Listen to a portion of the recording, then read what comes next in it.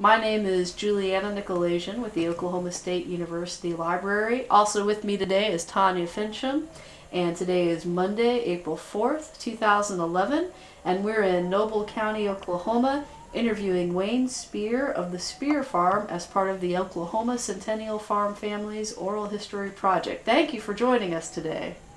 Thank you. Well, let's begin by learning a little bit about how your family came to Oklahoma. Okay. My father came from Madison County, Iowa, near Winterset, in 1893 with his family. He came with 3 covered wagons, and he rode ahead and found places for them to camp every night. My grandpa his father had bought a place down south of the Cimarron River, south of Perkins. It was Iowa Sac and Fox country that had opened 2 years before. And so then on September the 16th, well, him and his older brother rode, they started about where the airport is at Stillwater, and rode north. And my father staked northwest 4th of Section 22, 21 north, Range 2 east. And his brother went on a quarter of a mile north or half a mile and staked a place, but it was school land, and they wasn't wanting school land. They was wanting deeded land, so he didn't stay on that. But my father lived there the rest of his life. Now, before we move on, were they riding horses or something else?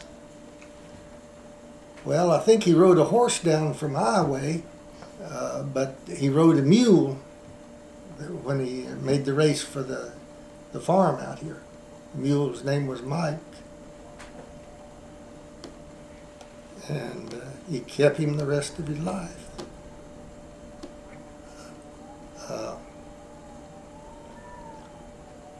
That's mainly what I can tell you about him getting that farm, and it's been family ever since.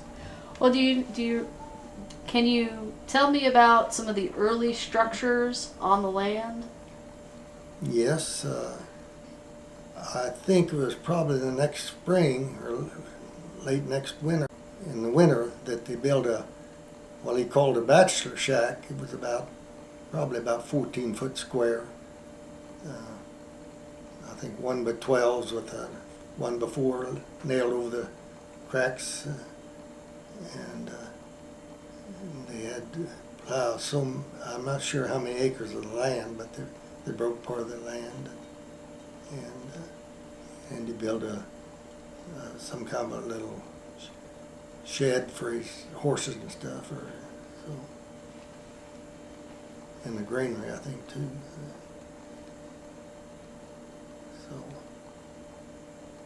But that was up on the hill, and they never could get water there. They dug well, but so a few years later they built, after he was married, then they moved down in the lower ground and dug a well there where they got water. And early crops or livestock? I think to start with, they farmed mostly small grain. I think they may have tried corn too. They came from Iowa, and that's corn state, but I think it was mostly small grain, because in 1906 the green bugs came in and ate up all their small grain, So.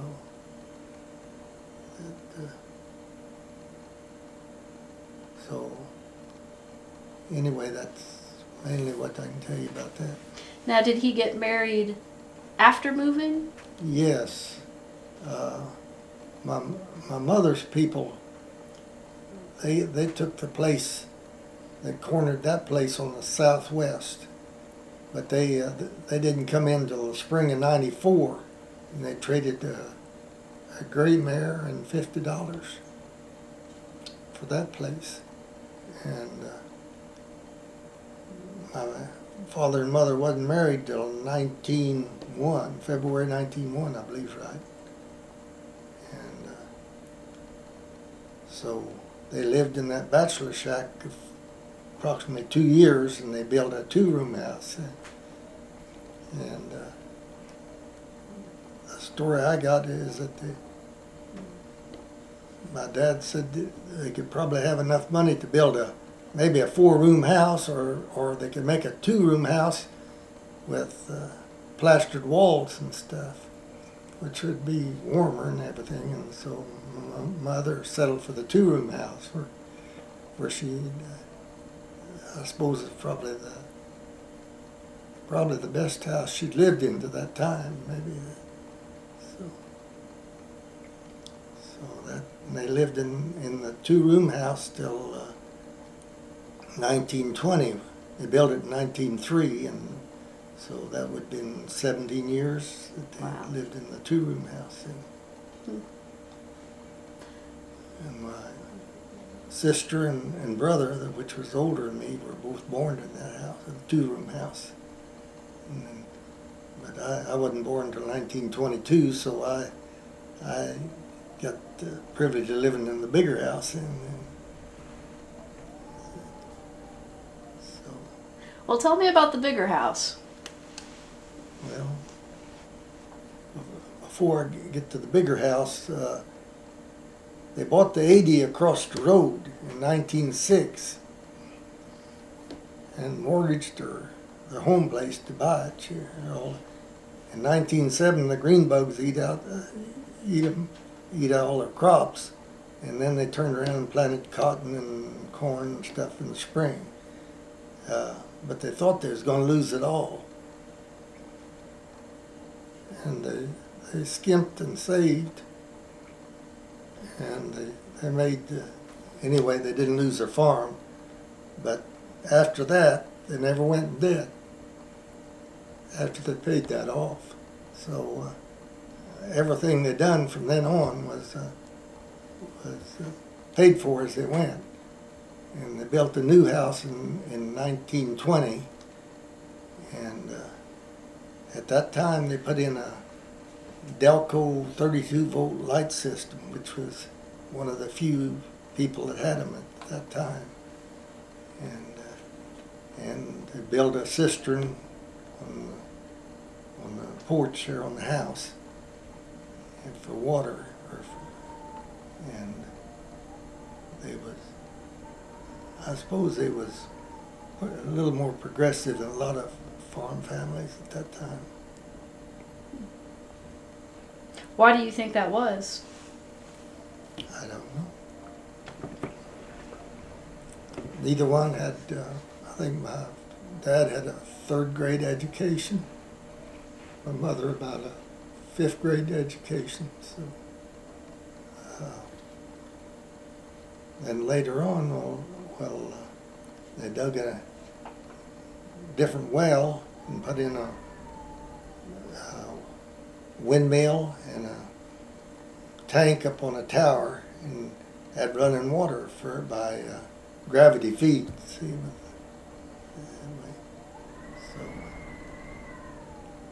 and we had one of the first radios in that country too. So maybe they was a little more progressive than some of our neighbors, I believe. Well, outside of the big house, what were some of the structures they added along the way? Well, the barn was built in 1916. That was before the bigger house was built. I think a lot of farmers done things that way then. They had to have shelter for the livestock. And they had hen houses, and they always kept quite a few chickens. They built what they called a smokehouse, which was really never used for a smokehouse, but it was probably 12 foot square. And the reason they built that, the one year, my mother asked the grocerman what crops she could raise they'd need, there'd be a market for. And they told her onions. So they put out 2 or 3 acres of onions the next year, and then they hung them in this little building to dry out, or but I guess the next year the market wasn't very good on the onions. They didn't stay with that. So. Well, that's pretty interesting how she was trying to fill a need. Yeah. Mm-hmm. Yeah. Well, she helped in the fields a lot when they raised cotton, or chopped cotton, picked cotton, helped him pick corn, and whatever needed to be done. I think when they still lived in this 2-room house, her brother'd come over and he'd say, "Well, we ought to have a dance Saturday night." And they'd move the furniture out in the yard and have a dance, invite all the neighbors, and things that way. Well, did she keep a pretty large garden? A big garden. Mm-hmm. The only thing I used to, in the old trunk, they had a list of her groceries she'd order. Like they'd take eggs or butter or cream to town, and the only things they'd buy would be sugar and salt and coffee and things that way that they couldn't raise. I don't suppose they ever bought a can of vegetables or a can of fruit. Or even, I never remember them buying any fresh stuff like lettuce or any fresh vegetables that way. My mother'd put out what they called a hotbed and started plants real early. And that way they'd have a longer season of garden stuff, They planted a big garden. And I got to help hoe it sometimes. That was... And I remember my dad would say, "You get over there and hoe those cucumbers." He didn't like cucumbers, and he'd tell me I was the guy that had to hoe those cucumbers anyway. And we did it all with hoes. We didn't have any cultivators or anything that way. Well, big gardens always equal lots of canning. That's right. And they had a nice cellar. It was a concrete cellar, and they stored all their canned stuff down there. And they didn't have any refrigeration, so that cellar served as that. They'd keep their eggs and cream and lard and everything that way down there, as well as a storm cellar too. We used it in storms. Did she can meat at all? Yeah. Mm-hmm.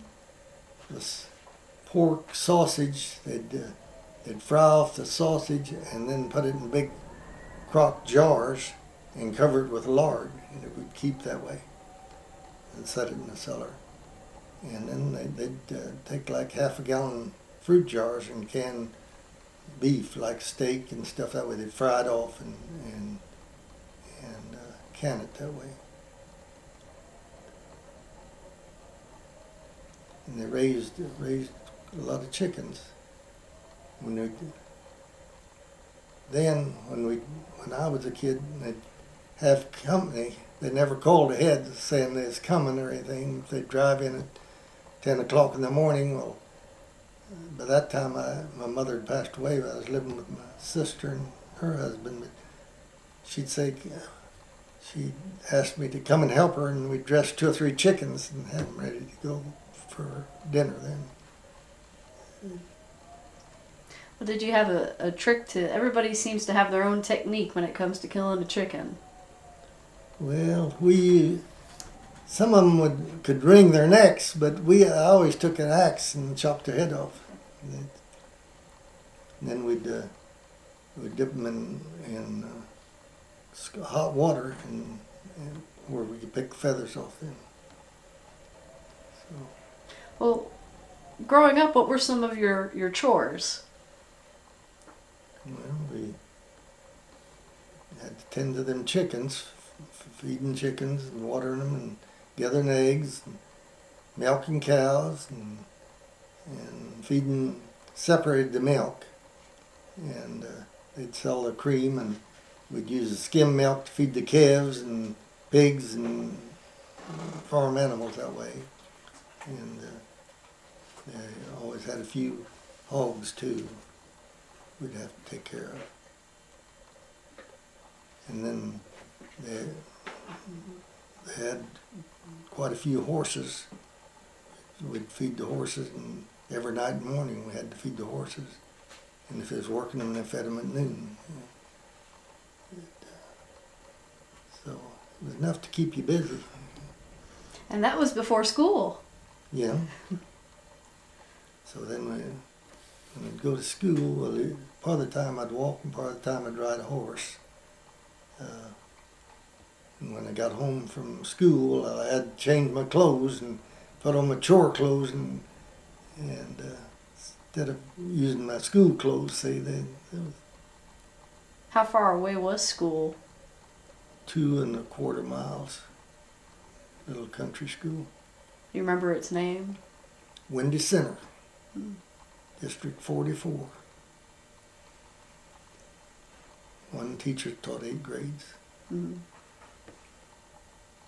They didn't pass a kid until he had he learned the lesson. I mean, there was some kids that was 14 to 15 years old. It might only be in the 3rd or 4th grade. See, they wouldn't. Did you like school? I can't say that I did. No. Okay.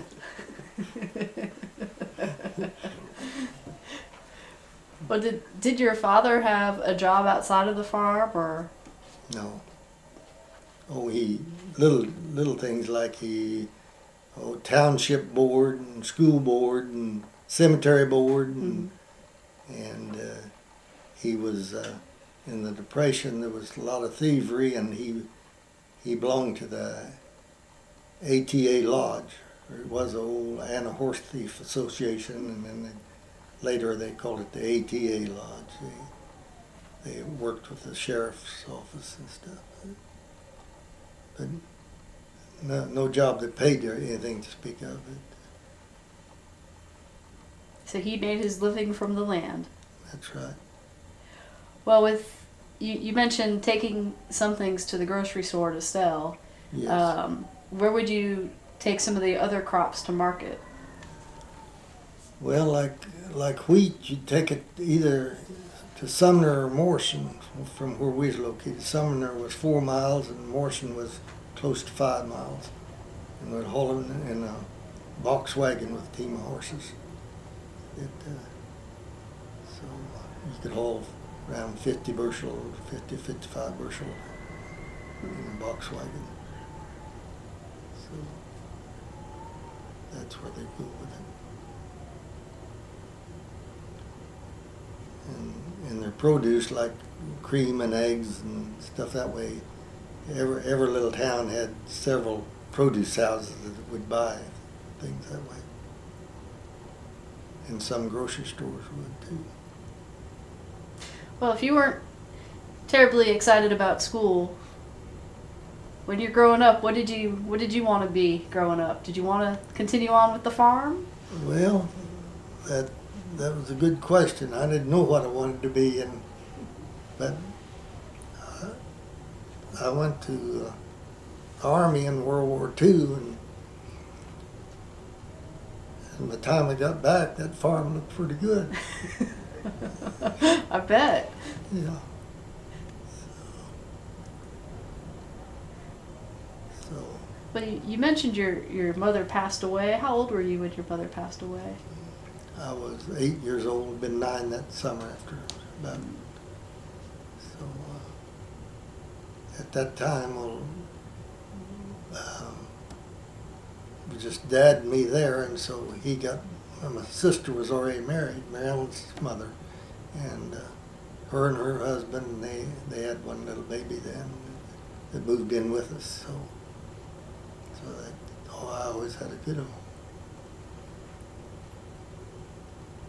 So you're the youngest? Yeah. Okay.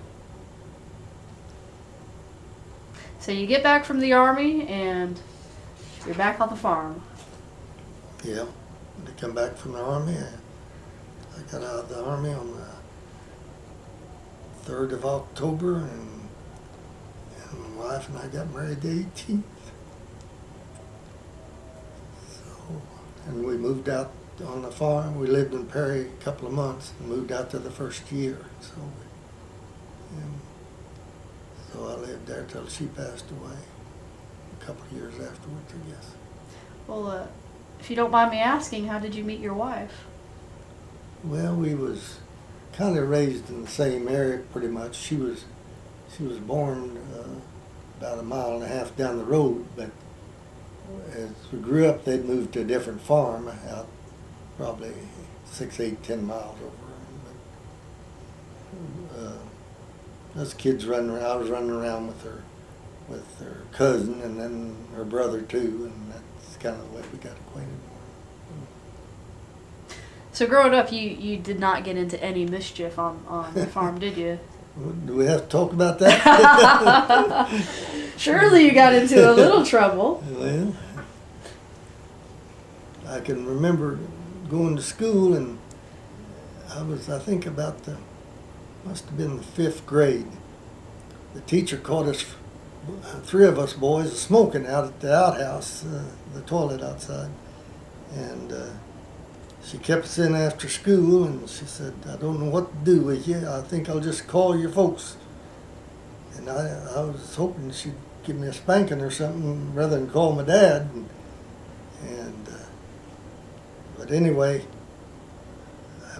that night, Dad and I milked the cows out at the big barn, and I was scared of the dark, and he got through and went on to the house with his bucket of milk, and I stayed a while out there, and I finally decided that I didn't know which was worse, stay out there in the dark and be scared, or when I got to the house, he was talking on the phone, and when he got through, he said, "Was you smoking up at school?" And I had to admit it, and he said, "If you're going to smoke here at home." He said, "Well, you're allowed to burn that toilet down up there." And that was the end of that. And I heard him say later that he chewed tobacco, and he said, I couldn't punish a kid for something I'd done. Anyway, he was using tobacco. So. And I don't think I smoked anymore. Not till after I was out of high school, probably. Well, I'm sure you had some fun times in there too. What would you do for fun growing up? Well, after my sister and brother-in-law moved in with us, his sister and her husband was caretakers of Yost Lake. I don't know where you know where Yost Lake is. So I'd get to go down. They had a boy about my age, so I'd get to go down there a few days every summer, and that was a good place to go. And my brother and his wife, by that time, lived in Oklahoma City. He worked for the post office, and I'd get to go down there and stay a week every summer, and that was a good move. So that was mainly it. And when I'd ride Dad would go to town probably once a week, and sometimes I'd get to go with him, and he'd give me like 15, 20 cents maybe, and I'd go get me a nickel hamburger, and I had a dime for the show then, usually double features, westerns, and stuff that way. So that was kind of the highlights. The theater in Perry? Yes. At that time, they had 2 theaters, the Roxy and the Annex, both on the east side of the square. Going to the square must have been a big thing on the weekends, maybe? Yeah, usually on Saturday we'd come to town. So, yeah, that was kind of a highlight of the week. You get to go to town. And did you eventually go on to Perry High School? Went to Sumner High School. Sumner. It was a little Okay. town at that time out there. And we got to ride a school bus too. So sometimes at first I had to walk to the corner north, I believe, and wait on the bus. Well, how did the farm change when you were in high school? Did new crops were introduced or new livestock? They had a variety of crops, alfalfa and some corn and stuff that way, and they got their first tractor come out. It was a Fordson on steel wheels. They come out of the Dust Bowl on the Panhandle. There was a trucker there that would go out there and haul that machinery back. See, a lot of the Panhandle, people had abandoned their places out there, and I think they used that tractor 2 or 3 years, and then my brother-in-law bought a new tractor, a small one, but so when they'd use a tractor more for in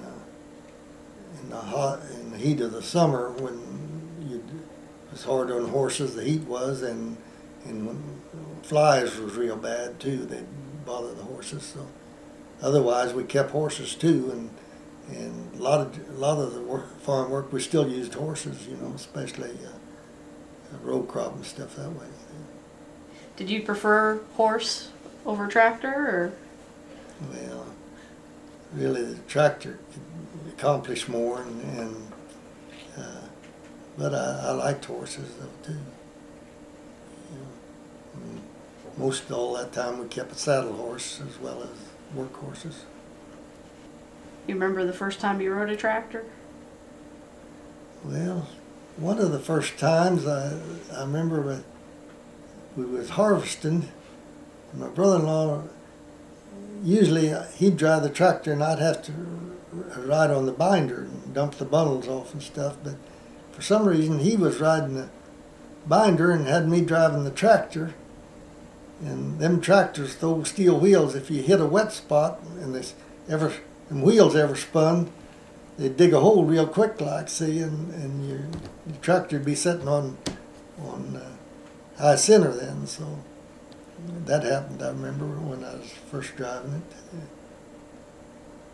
And part of the harvest time before we got the tractor, my dad and my brother-in-law would work 4 head of horses on the binder and make bundles out of the small grain, and my dad and I would shock, or the shocking would be setting those bundles up about 10 or 12 in a little, till they dried out, and then the people would come in and thrash them, But anyway, that's when I first got to drive a car across the pasture. My dad would take a chance on me driving the car across the pasture there, so that was, I guess that's the way he got me to the field to do the shocking too. Incentive. Yeah, there you are. What kind of car did he have?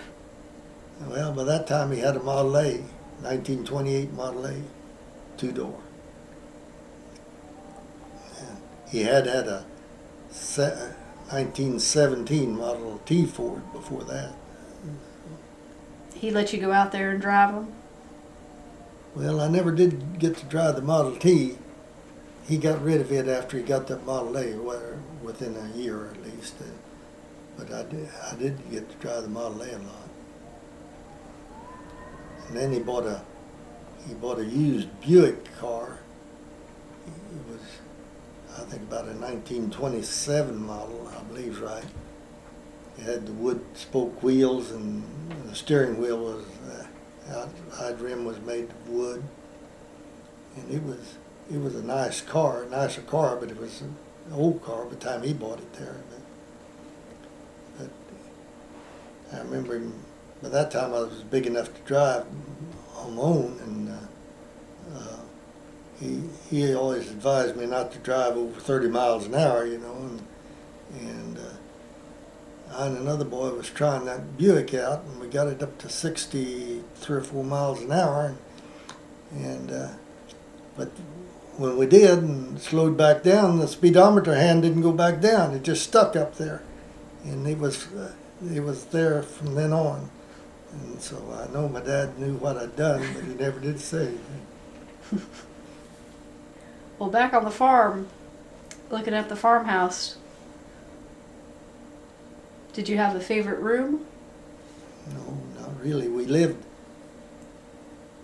even after they built on the the last part, the bigger house, the front room or parlor or whatever you call it, we didn't use it only when we had company. See, otherwise, I guess our dining room was really our living room. And how was it heated? With wood. Mm. Yeah. We had a wood cook stove and with a forming oven above and what they called a reservoir on one end that you put water in and you get warm. And we had a heating stove in the other room too. Stay pretty warm in the winter? Yeah, it was I think warm enough. I remember if you let in real cold weather though, if we'd put extra wood in the heating stove and call it banking the fire for the night. But if the fire went out by morning and you had to get up and build a fire from scratch, we had linoleum rugs. If you happened to be barefooted on that linoleum rug, that was pretty cold. I remember down towards zero, outside. Till you got your fire going, it might take 30 minutes or so, or maybe longer. How did your father go about record keeping on the farm? Well, I don't think there was near as many records as there is now. We didn't make enough to pay income tax or nothing that way, and so, but he had a little cabinet deal built into the chimney on the new part of the house that he kept. What little bookkeeping he kept in there. That was kind of off limits to the rest of us. So anyway, he didn't do a lot of bookkeeping, but He obviously went through the Depression. How do you feel about banks? Well, banks are safe now. President Roosevelt closed them in 1933, and it was closed, I think, about 2 weeks. But they was since then they've been insured with the FDIC. But before that time, they failed quite often. I mean, it wasn't unusual in this little town of Sumner. They had a bank there that some of them small banks, if they got in financial trouble, the banker would probably leave during the night, and they'd never see him again.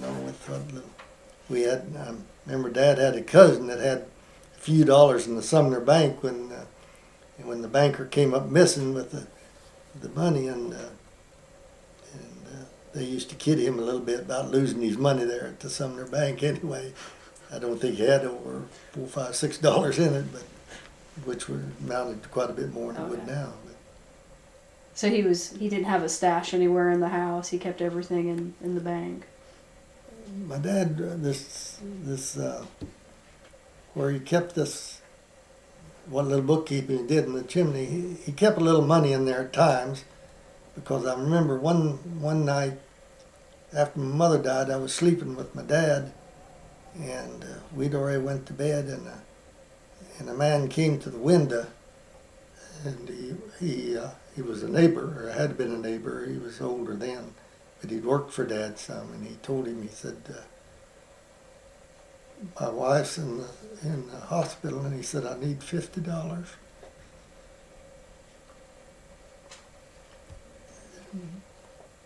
Dad said, I got 35. He went, got it. So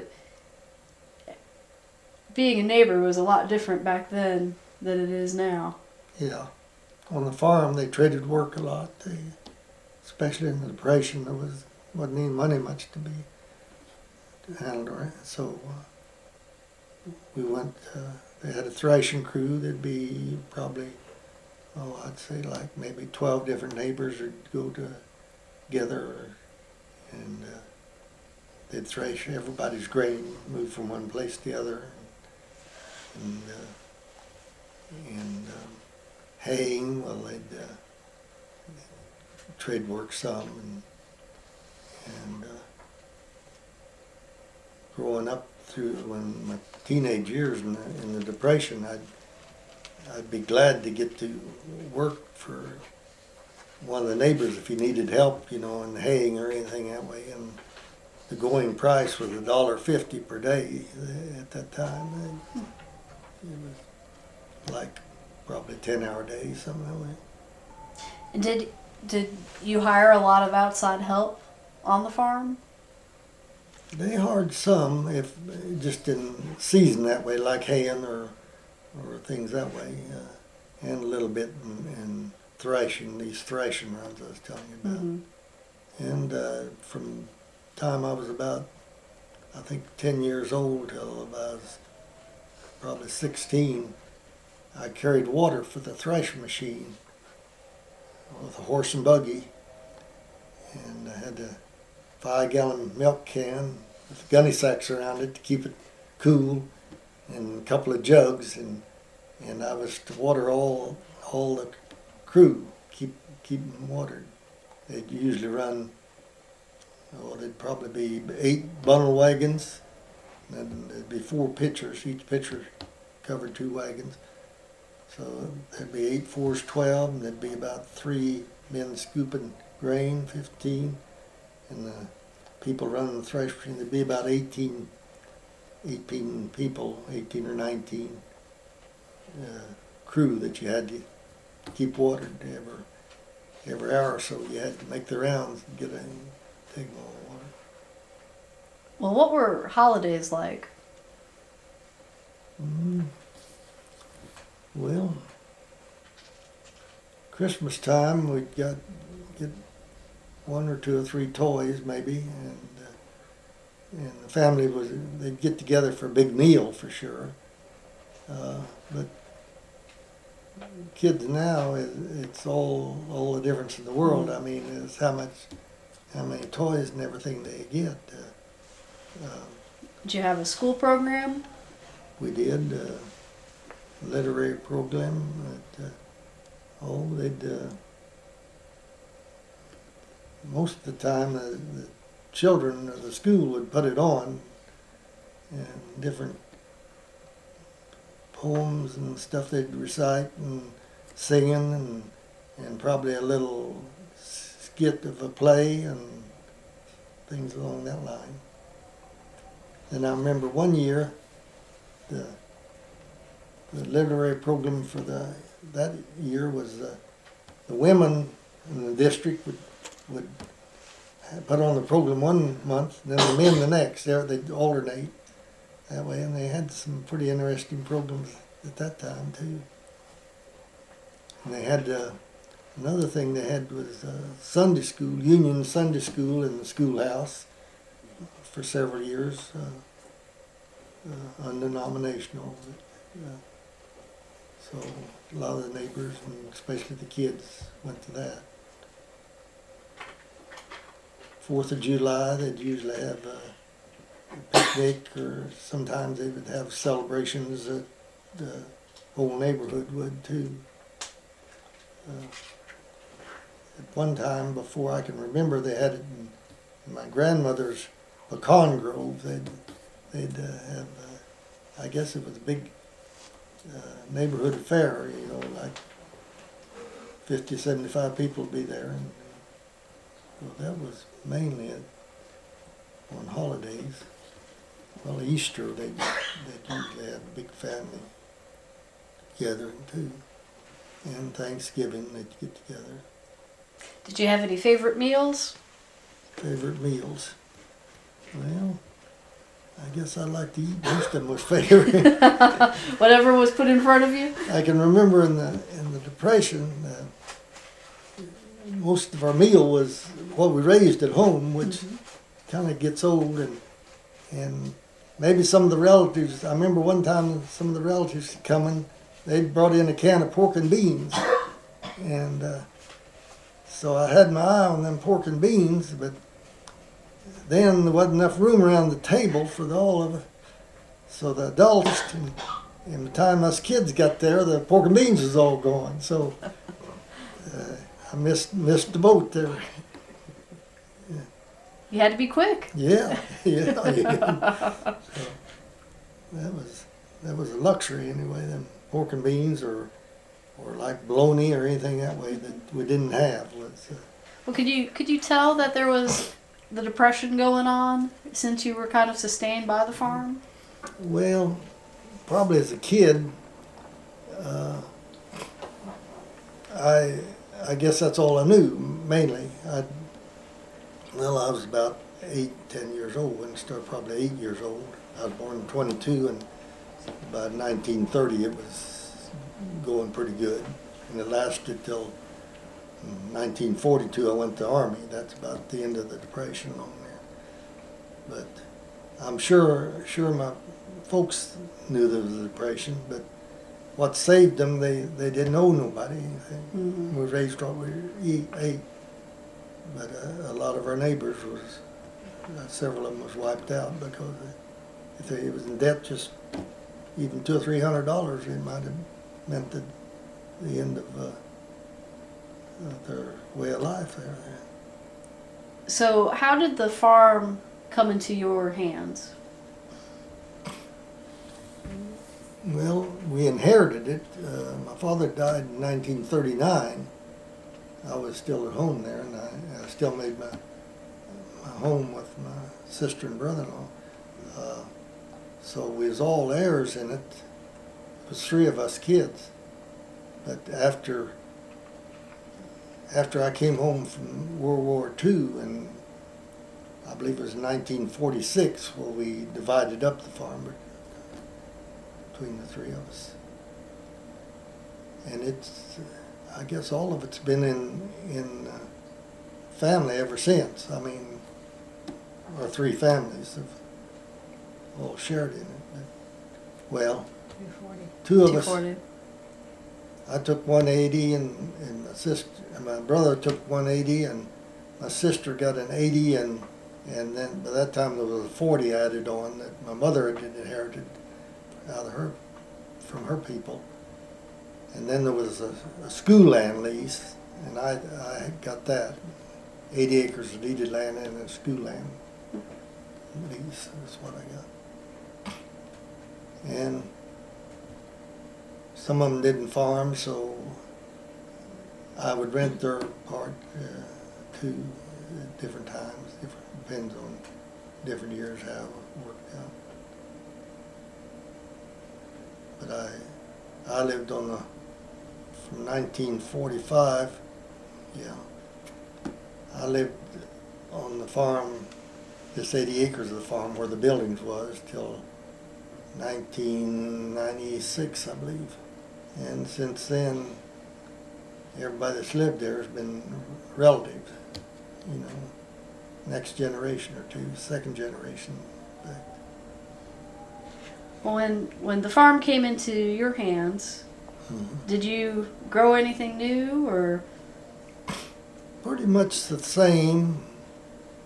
We made a trench silo in a few years and raised inchage, or feed 4 inchage. That's good cattle feed. And a bunch of us neighbors went together and bought a inchage cutter and shared, kind of like a thrashing run. We worked together. But after a few years, there was quite a bit of labor to that, and so as time went on, you have to get away from the labor got higher, and so we kind of phased that out. But otherwise, as time went on, we went more to cattle, raising cattle and less crops. what was the main reason for that move? Just a little bit easier to handle, or? Yeah, and really I guess it was a little more money in the cattle than some years. If you had a bad year, well, you had to sell a few cattle to pay the debts. I mean, that's what we depended on more than,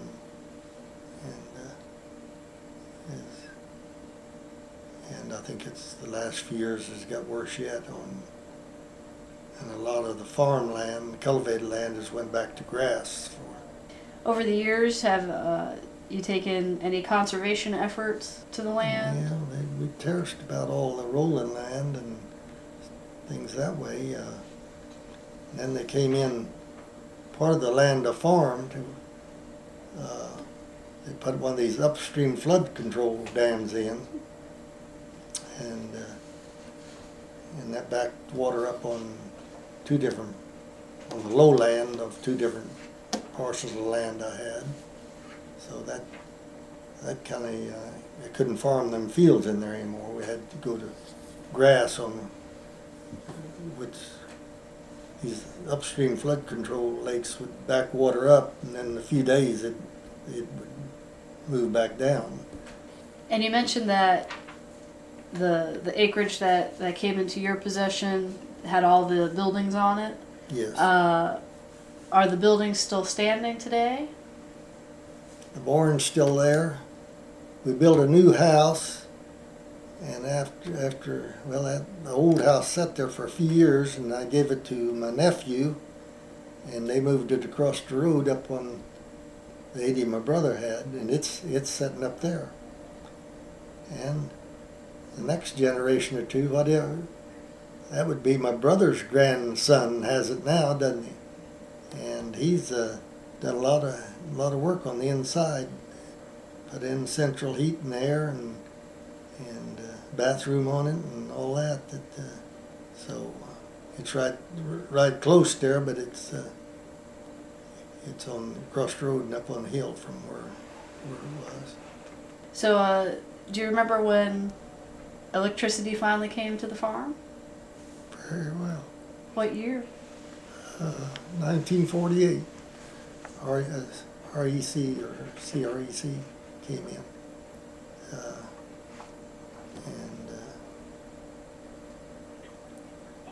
Anyway, that was a big day. I can tell you a little story. Mary Ellen and my wife, when they finally turned it on that day, turned the electricity on, they ran around in the house and turned every switch on. and laughing and going on, and I told the guy that was turning the electricity on, I said, they don't usually act like that. But remember that, Marilyn? Yeah. How excited. Yeah.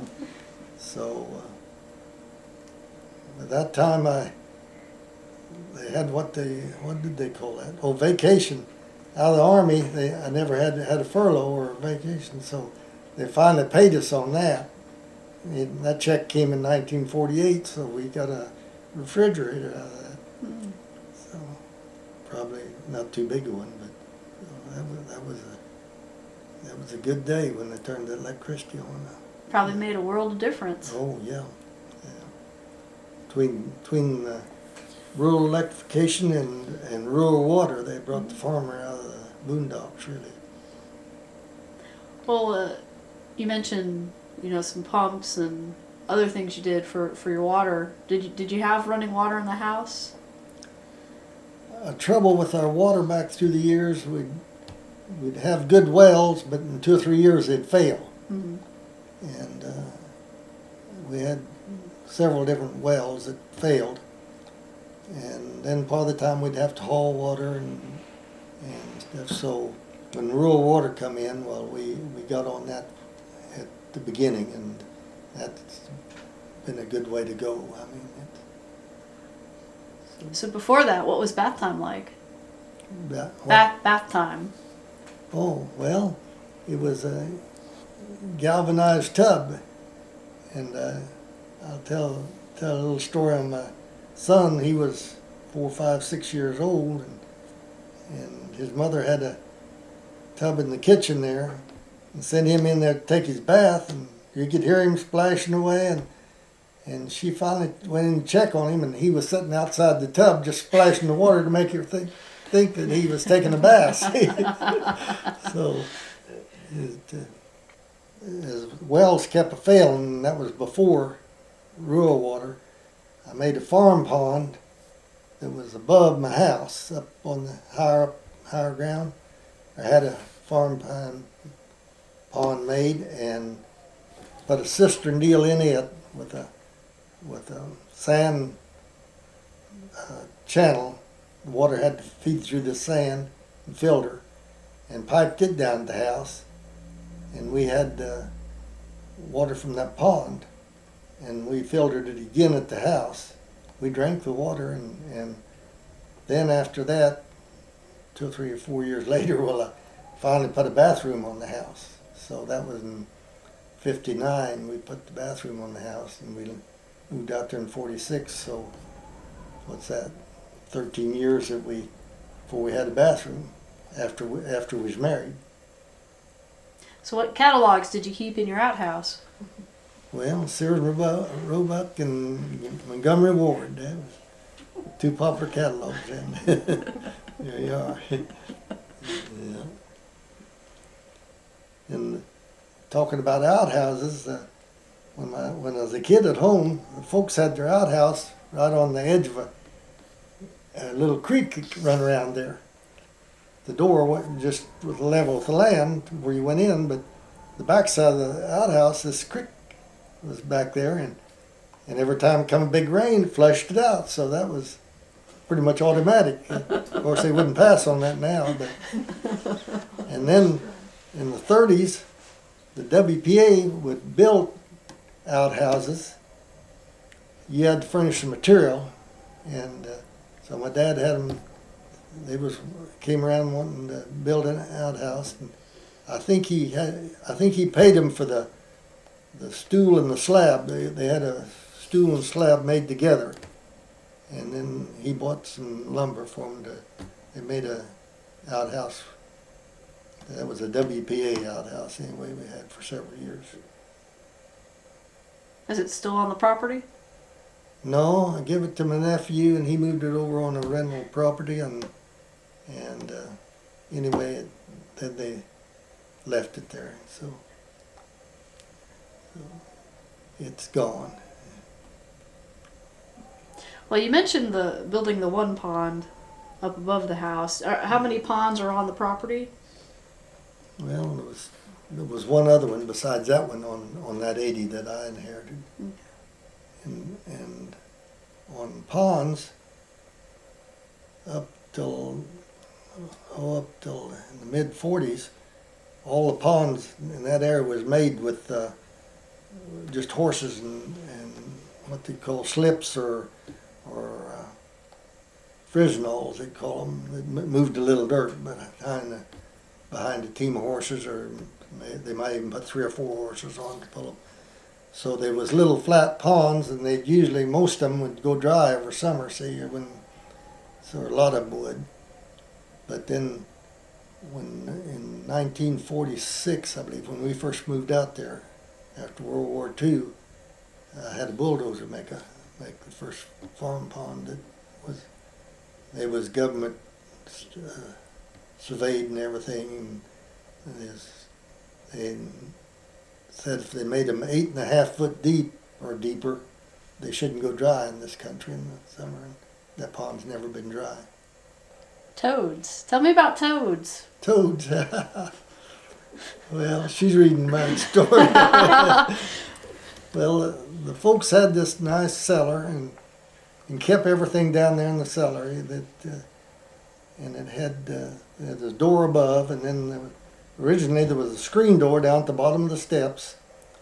And I was probably 3 or 4 years old. In the mornings, they would open the top door. They'd be going in and out occasionally, see, and they'd leave the top door open. So when I was 3 or 4 years old, I'd slip down there. But they had trouble with me breaking eggs down there. And they was trying to keep me out of there. But one morning I went to leave down there, and there was a big toad between me and the steps. And I guess I really was squalling, and so anyway, they came and got me, but they had trouble with me running off down to the little bridge there, which was about a block away from the house or a little better. And so they told me there was toads down there at that bridge, which probably there was, and so I didn't run off down there anymore either. So.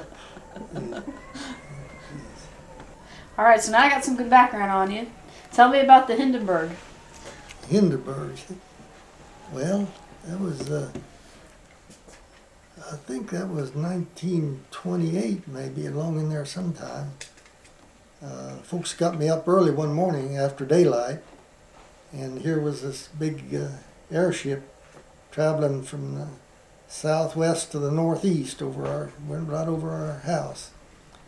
And I think it was the Hindenburg. It was a German airship, I know.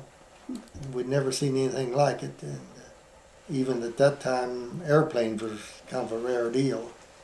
And I understood that people from Perry and up in this area had went to Oklahoma City, thought it was going over Oklahoma City to see the Hindenburg, but they pretty well missed it down there, but for some reason it went right over our house. And so that was a rare occasion, I guess. But even then, back in that time when I was small, when you'd hear an airplane go over, we'd all run out in the yard and watch it till it went out of sight, because that was a fairly rare deal too. Mm-hmm. And what about politics? Well, my dad was a Democrat and my mother a Republican. So I heard both sides, and they never was any anger in it between them. They enjoyed it. I mean, they made a game out of it. One thing that when I was small, I was probably 6, 7 years old. We'd eat in the dining room, and the water bucket was in the kitchen, which wasn't any further much than from here at that coffee table probably. But when I'd run out of water, I'd try to get my mother to go get me a glass of water, and she'd say, "No, you're young, you can go get it."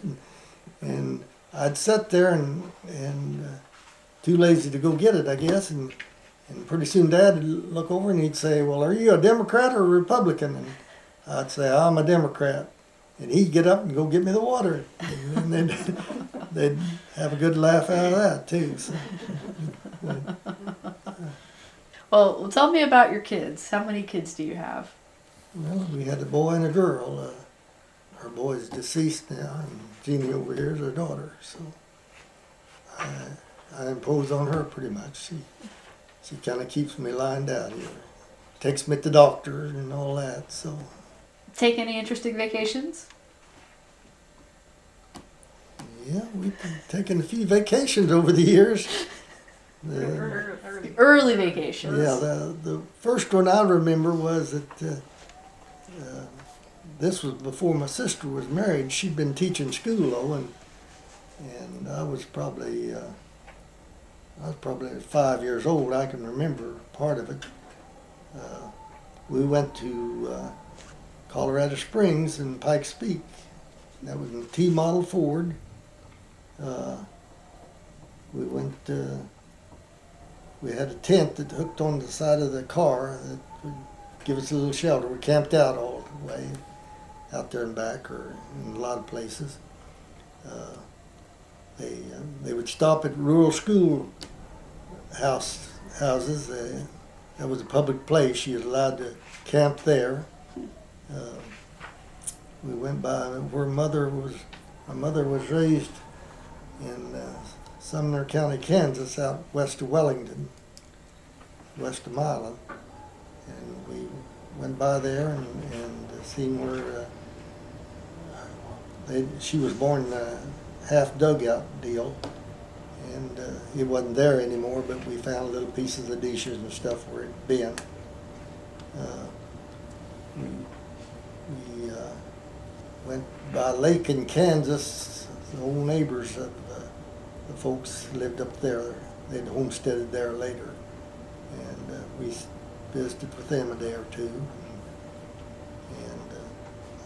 believe pretty near all the roads was dirt roads yet. They're graded dirt roads. Might have been a few little places that's paved. We went to, I think it was Colorado Springs, and then we went up. They hired what they called a jitney. It was a three-seated car, 3 rows of seats, with an open top. It was a Pierce Air car, and it took us up to the top of Pikes Peak and back. Anyway, that was an all-day deal to go up there and back at that time. That was mainly I think they was gone, I think maybe the biggest part of 2 weeks, but I'm not sure about that. So I guess that was the first trip we took anyway. Do you remember, did you have train tracks running near your property No. at no any train. time? No. No. So you really had no encounters with hobos or?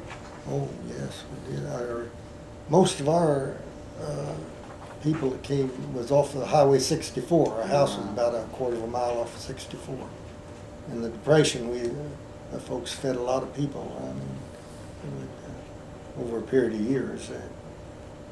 Most of them was down on their luck. Some of them was real hobos, and a lot of them was trying to get back to where some of their relatives lived, or heard about a job. Might be a job some other state or something. Most of them was traveling light, just the clothes they had on their back, and they never turned anybody away at that time. They fed them all. You ever they put them to work at all, or just fed them? I remember one old boy. They worked. They happened to be in haying or something, and they let him work 2 or 3 days. And he came back to see us again. Then, so his last name was Berkshire. I remember because it was Berkshire Hog. See, and I think he was a drifter. That he probably wasn't in any place too long, but. Some of them they even kept overnight. I guess you wouldn't do that now for sure. You would, but and my dad, then if it was somebody walking on the road, they wasn't doing it to lose weight. They was wanting to get someplace. And Dad picked up all hitchhikers he had room to haul. So, and I remember probably a couple of different times. Old Model A Fords was a mechanical brake, which you didn't stop on a dime. You'd be, if you was driving 25, 30 miles an hour, it'd probably be pretty near out the street the time you get Model A stopped. And there was a couple of times he'd say, I'd be with him and he'd say, boy, that guy looks pretty tough. He said, you get in the back seat and if he gets out of line, lay that tar tool over his head, he said. So we never had to do that, but. Anyway, I suppose I would have. I don't know. And you always we didn't have no trunk on the car, and so all the tar tools was in the back floorboards, and then it wasn't unusual to have flat tar. You know, tars wasn't near as good as they are now. I mean, wasn't unusual to have flat or two just going to town and back. Probably got real good at changing those tires. Yeah, we did. Yeah. Well, do you remember any interaction with county agents? Not a whole lot. I remember the county agents, some people was bothered with prairie dogs. They'd get in their pastures and they'd multiply and they'd have and I was a big kid, but my dad and I, we didn't have any prairie dogs on our place, but our neighbors did. And the county agent come out with a deal that they'd take poison grain and we'd go and throw it down the hole of each prairie dog and got rid of them. And my dad and I both helped on that, on our neighbors' places. So now I think they wouldn't do that now. I mean, they probably want to keep the prairie dogs around, but at least we got rid of them. Do you remember any homemaker clubs? My sister belonged to a club out there. A bunch of the neighbor ladies had a club going. And another thing they would have, I don't know what that was through the club, probably was, they'd have card parties maybe every week or two, probably on a Saturday night that the neighbors would get together and have a card party. They'd have probably 3 or 4 tables they'd play pitch, 4 to a table, and have a prize for the high and the low, and some of them, a lot of the prizes was homemade prizes maybe. Some of them might have been little trinkets that was bought and it didn't amount too much. So that was part of their entertainment in the farm community. Were you involved with 4-H or FFA? Oh, a little bit in high school, but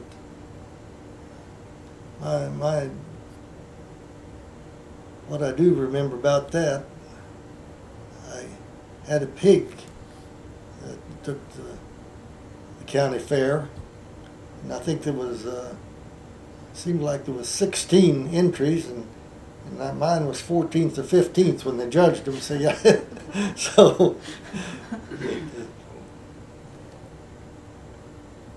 yeah, they had that was 4-H what they had in our school at that time. The FFA came on a little later, I believe. Did the oil companies ever come out? Oil companies? My dad, my parents leased for oil several times back there. In fact, my dad told me before he died, if it hadn't been for cattle and oil leases, he probably would have starved out. That was the 2 things that kept him going. So he held on to his mineral rights. Mm-hmm. The mineral rights are still all intact, and they got a good lease this last year. Good. And you returned to the farm Mm-hmm. after the war. Did you have to have an outside job, or did you just farm? I made my living farming first 6 or 7 years, and then I started working out part-time. So, but we still farmed too.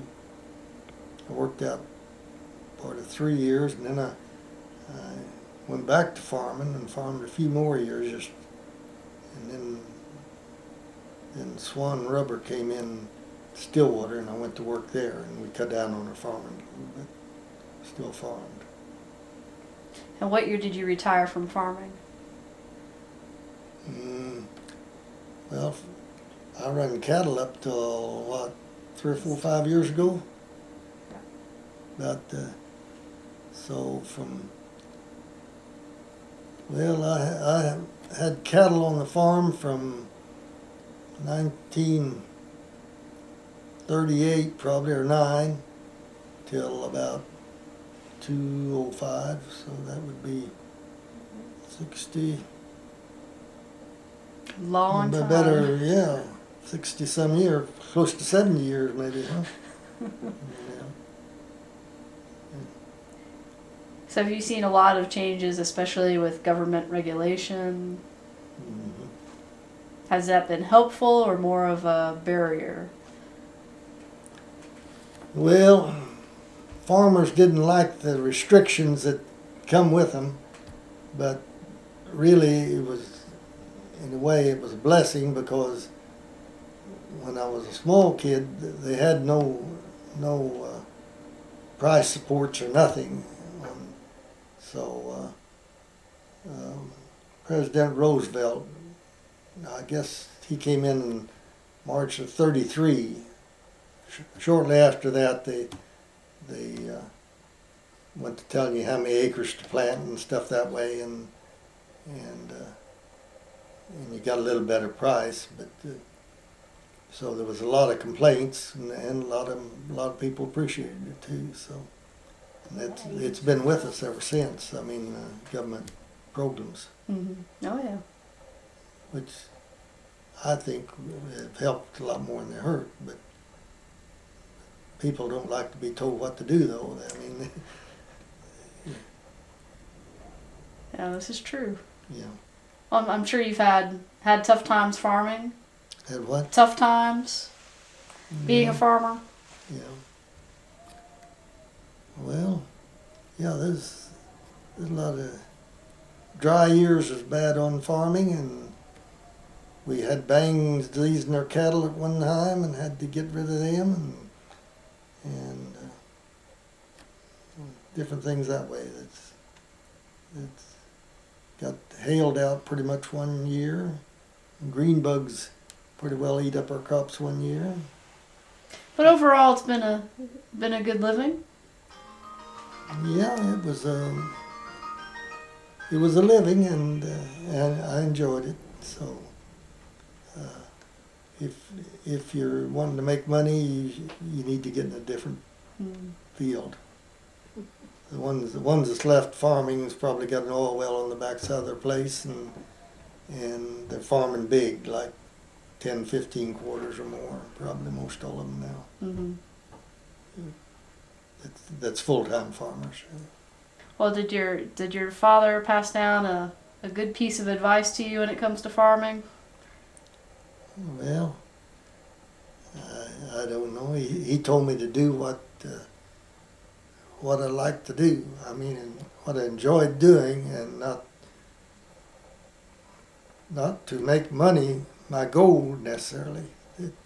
As long as you can make a living, well, do what you enjoyed doing rather than to be trying to get rich. Mm-hmm. So, and I guess that must have been what I done. I pretty well enjoyed farming, but I never got rich. I had a long way from it.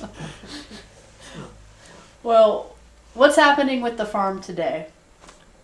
I believe all the land is some of our relatives. It's generations on down is using it now, and they're running cattle. There's none of it being cultivated, or very little, if any, is being cultivated. It's my grandson lives on the 80 where we lived, and they run cattle, and he works in Stillwater, him and his wife both. And my nephew, I believe, uses the rest of the land and he runs cattle. That's what it's used for now. Well, what do you hope to see happen to the farm in the next 100 years?